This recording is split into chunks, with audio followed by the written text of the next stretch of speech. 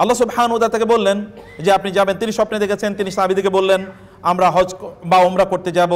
সাহাবায়ে কেরামরা খুবই উজ্জীবিত, রাসূল স্বপ্নে দেখেছেন, নবীদের স্বপ্ন মানে তো ওহী, এবং আল্লাহ যেহেতু বলেছেন তার মানে এগুলো সব কিছুই সহজ হয়ে যাবে।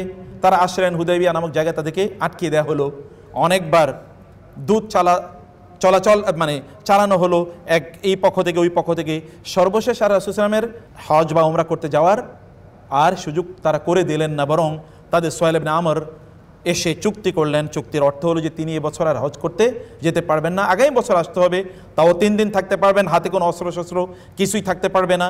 কি একটা ভয়াবহ, এবং বাকি শর্তগুলো তো আপনারা জানেন। শর্তগুলো সবগুলো চুক্তি, এগুলো অ্যাপারেন্টলি সবগুলো মুসলমানদের বিরুদ্ধে। আগামী 10 বছর কোনো যুদ্ধ হবে না, এবং যে কোনো গোত্র যার কারণের সাথে করতে পারে।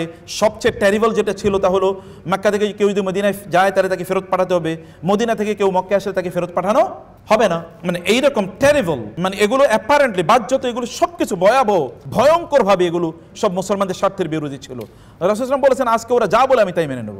তিনি সব আলীকে বলছেন যে মানে বিসমিল্লাহির রহমানির রহিম, মানে বিসমিল্লাহির রহমানির রহিম তো আমরা চিনি না, আপনাকে কেতাল বলবো কি বেল লেখেন বিসমিকা আল্লাহুম্মা মিন মুহাম্মাদিন বাইনা মুহাম্মাদ রাসূলিল্লাহ। এটা মুহাম্মদ সাল্লাল্লাহু আলাইহি ওয়াসাল্লামের আল্লাহ রাসূল মুহাম্মাদের পক্ষ থেকে এবং কুরাইশ নেতা সুহাইল ইবনে আমর, এই দুজনের মাঝে চুক্তি হচ্ছে। মানে সুহাইল ইবনে আমর বলছে না আমি তো আপনাকে নবী মানি না, রাসূল মানি না, রাসূল মানলে আবার যুদ্ধ কি। মানে দেখেন সব প্রথম থেকে সব বিরোধী। এরকম একটা পরিস্থিতি রাসূল সাল্লাল্লাহু আলাইহি ওয়াসাল্লাম তিনি হজ উমরা করতে তিনি দেখতে পারলেন না, তিনি তার পশুগুলোকে জবাই করে ফেললেন, মাথা মুন্ডন করলেন, মক্কায় তিনি ফিরে যাচ্ছেন।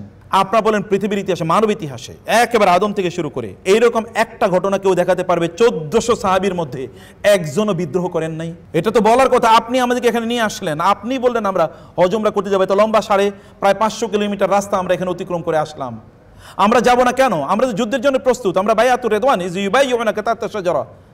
আল্লাহ সুবহানাহু ওয়া তাআলা লাকাদ রাদিয়াল্লাহু আনিল মুমিনিন, আল্লাহ তাআলা তো তারা যে এখানে রাসূলের হাতে বায়াত করে চুক্তিবদ্ধ হয়েছে, তারা ওসমান রাদিয়াল্লাহু হত্যার বিচার করবে বা তারা প্রতিশোধ নিয়ে তারা যাবে, তারা তো যুদ্ধের জন্য প্রস্তুত। ওরা তাদের ইনজাস্টিস করেছে, বাকি সবগুলো শর্ত বিরোধী।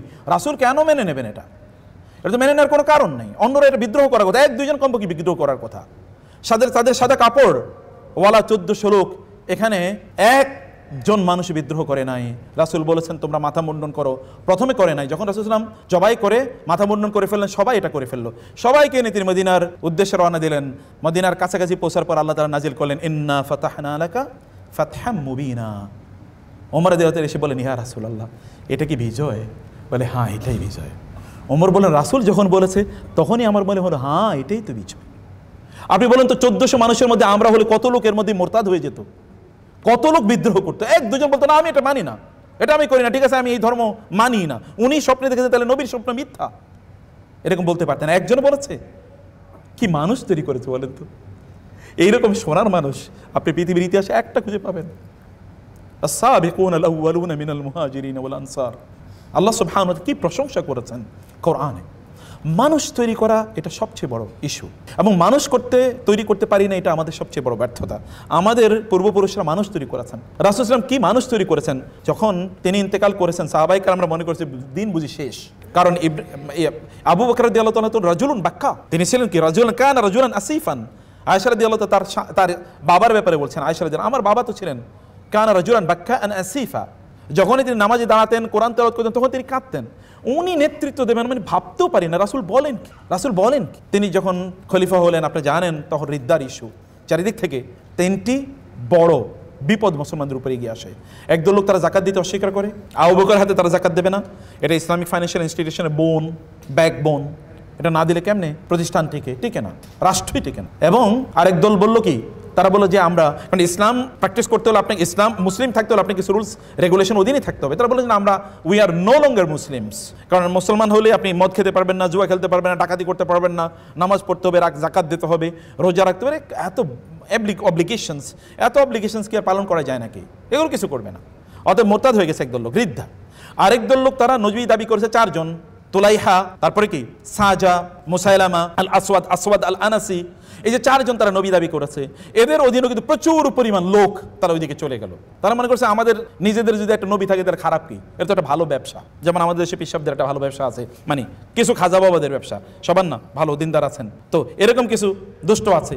আবার মানে নামাজ পড়বে না, রোজা রাখবে না, এরকম আমার এলাকায় কিছু আছে। তারা কি করবে, কোনো নামাজ নাই ওইখানে, আপনি তার ওইখানে গেলে আর কোনো ব্যবসা নামাজ নাই, বলছে তুমি আমার মুরিদ যেহেতু হইছো তাহলে নামাজ পড়া লাগবে না। অন্যরা খারাপ, নেগেটিভ নেবেন না, আমি বলছি যারা খারাপ, আমরা সবাই খারাপদের বিরুদ্ধে বলছি। তো যাই হোক, এই যে একটা পরিস্থিতি, এরা তারা মুরতাদ হয়ে মানে তাদের পক্ষে কিন্তু প্রচুর পরিমাণ লোক তখন ইয়ে হয়ে গেল, কি হয়ে গেল, তাদের অনুসারী হয়ে গেল। এইরকম একটা পরিস্থিতিতে চারিদিক থেকে, এবং আয়েশা রাদিয়াল্লাহু আনহা বললেন আমার বাবার উপর যে বিপদ নেমে এসেছিল এটা এত ভয়াবহ ছিল যে আমার বাবা এটাকে যদি পাহাড়ের মতো দাঁড়িয়ে থেকে এটাকে যদি নিয়ন্ত্রণ না করতেন তাহলে কবে ইসলাম ভেসে যেত, এরকম একটা পরিস্থিতি। মানে এরকম বিপদ মানব জাতির উপর আসতে পারে এটা ভাবতেও পারি না আমরা। রাসূল সাল্লাল্লাহু আলাইহি ওয়াসাল্লাম আবু বকর রাদিয়াল্লাহু বললেন আমি তোমাদের ওয়াল্লাহি লা উকাতিলান্না মান ফাররাকা বাইনাস সালাতি ওয়াজ যাকাতি, ওয়াল্লাহি লা উকাতিলান্না মান মানাআনি, যে ব্যক্তি এ করবে যে মানে রাসূলের যুগে একালের যাকাত দিত, এই যে ওটের রশির, লাউ মানাউনি ইকারান লাকাতালতুহুম আলা মানইহা, যদি ওরা কোনো ওটের রশির যাকাত দিতে অস্বীকার করে আমি যুদ্ধ করব। ওমর রাদিয়াল্লাহু দৌড়ে আসেন, আপনি বলেন কি রাসূল সাল্লাল্লাহু আলাইহি ওয়াসাল্লাম কি অনুমতি দিয়েছেন এরকম যুদ্ধের? আবু বকর রাদিয়াল্লাহু খেপে উঠলেন, বলেন ওমর আপনি জব্বারুন ফিল জাহিলিয়াত খাওয়ানুন ফিল ইসলাম, আপনি জাহিলি যুগের এরকম বাঘ, ইসলামের যুগে এরকম বিড়ালের মতো কথা বলছেন কেন? আপনি বিড়ালের মতো কথা বলছেন কেন? ওমর মনে রাখবেন, যদি আবু বকর বেঁচে থাকা অবস্থায় ইসলামের গায়ে একটা কাঁটার স্পর্শ কেউ করতে পারবে না। আবু বকর বেঁচে থাকা অবস্থায় ইসলামের গায়ে কাঁটার স্পর্শ কেউ করতে পারবে না। আপনার লাগবে না, আমি যুদ্ধ করবো, জান। ওমর রাদিয়াল্লাহু তাআলা আনহু বুঝতে পারলেন না কি বলবেন। আবু বকরের মুখ থেকে এরকম কথা উচ্চারিত হবে তিনি ভাবতেই পারেন না, তিনি চলে গেলেন। কিছুক্ষণ পরে তিনি দৌড়ে এসে বললেন, ইয়া আমিরাল ইয়া খলিফাতা রাসূলিল্লাহ ইয়া আবু বকর ওয়াল্লাহি লাকাদ রাআইতু আন্নাল্লাহ ক্বাদ শারাহা সাদরাকা লিল কিতাল। আবু বকর, আমি ভেবে দেখেছি আল্লাহ তাআলা যুদ্ধের জন্য, জিহাদের জন্য আপনার অন্তরটাকে প্রশস্ত করে দিয়েছেন, আমি আপনার সাথে যুদ্ধে আছি।